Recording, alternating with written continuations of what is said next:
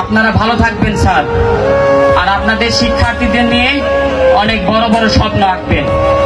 তবে সবার থেকে দামি দাঁড়ায় ছাত্রছাত্রী যারা, আজকে সবকিছুই অর্থহীন ছিল আজকের এই শিক্ষকদের ছাড়া।